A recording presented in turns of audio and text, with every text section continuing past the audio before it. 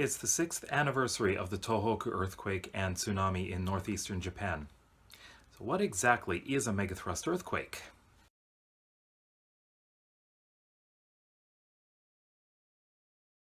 On March 11, 2011, a massive earthquake registering magnitude 9.1 struck the northeastern region of Japan, causing a massive tsunami that resulted in the deaths of nearly 16,000 people, with a further 2,500 missing.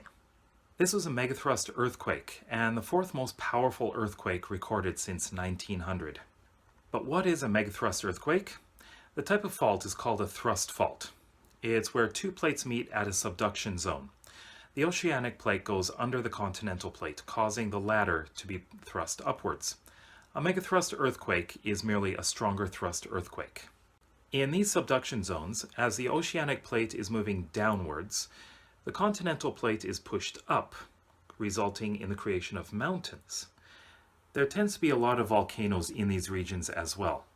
With the sharp upward movement of a megathrust earthquake, massive tsunami are generated.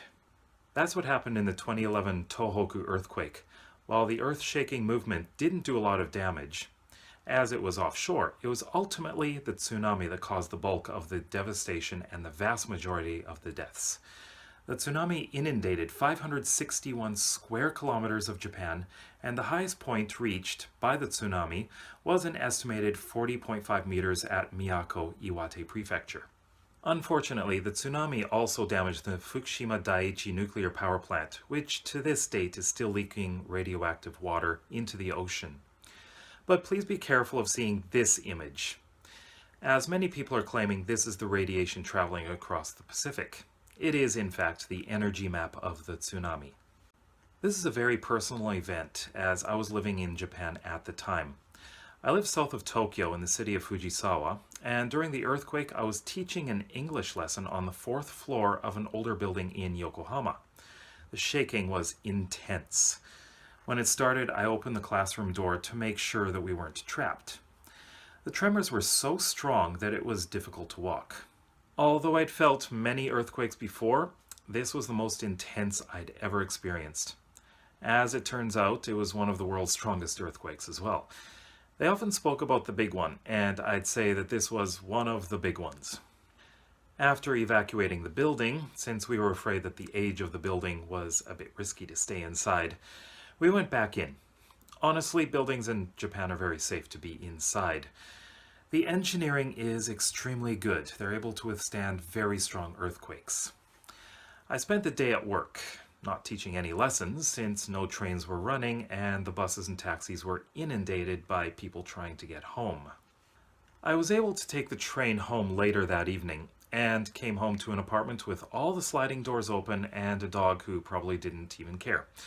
He was pretty deaf and blind.